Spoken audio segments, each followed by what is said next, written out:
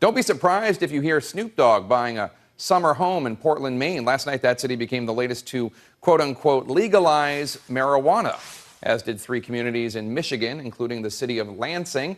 These areas are following in the footsteps of Colorado and Washington State, which both voted to legalize recreational drug use last November. But what makes these city decriminalization laws a little different is that they essentially make something legal that was never illegal under city statutes to begin with. It's a little like saying, let's make eating legal in our town.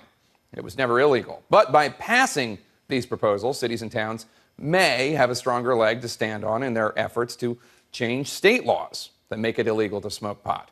It's no wonder the movement is gaining some momentum. According to ArcView Market Research, the legal marijuana market is worth almost $1.5 billion nationally, and it's expected to top $2.3 billion by next year. That's a 64% increase, faster than the market for smartphones, according to the Huffington Post.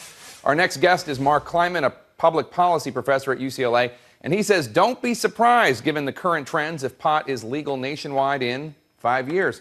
Mark, thanks so much for being here. We appreciate it. As you heard, we interviewed New York Mayor Michael Bloomberg a few minutes ago. He called legalizing pot a bad idea. He says he thinks it will just make drug dealers offer more potent drugs to make up for whatever money they lose from marijuana sales. What do you say to that? It's an odd brand of economics. So on what theory are drug dealers who have a market for some other drug not offering it simply because marijuana is legal? I can't make any sense out of that concern. And then the next thing the mayor said was, well, people who smoke pot will then use more potent drugs. Again, no evidence of that. The big question that he didn't answer and that nobody has an answer to is whether making marijuana legal will lead fewer people to drink heavily. If it does, that would be a big deal. If it leads more people to drink heavily, that would be a bad thing. And the honest answer about most of this stuff is we don't know, and anybody who says he does know is bluffing. The latest Gallup poll, Professor, shows 58% of the American people favor legalizing marijuana. Do you think, given the swell of support, that more focus needs to be put on how to make legalization work rather than debating whether it's a good idea? I mean, has the train left the station and now we should really just be worried about safety for the train? I think that's right. There are lots and lots of questions that states have to decide, and eventually the federal government will have to decide. The current train that's leaving the station is commercial legalization, pretty much on the model of alcohol and tobacco.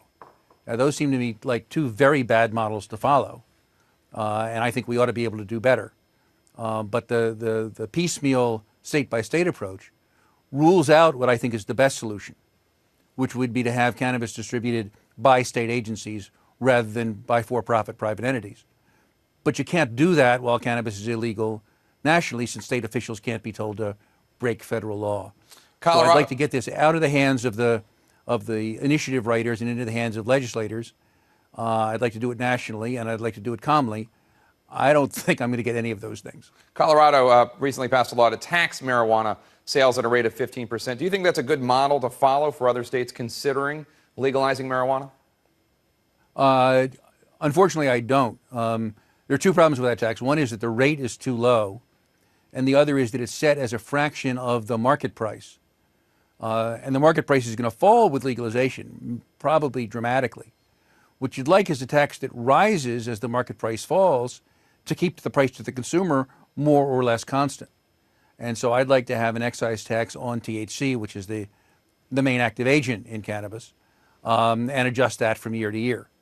But that's not the direction Colorado went in, not the direction that Washington State went in. And again, if you're putting something up to the voters, it has to be something you can explain in a 30-second spot. And more complicated proposals aren't going to do very well in that context. All right,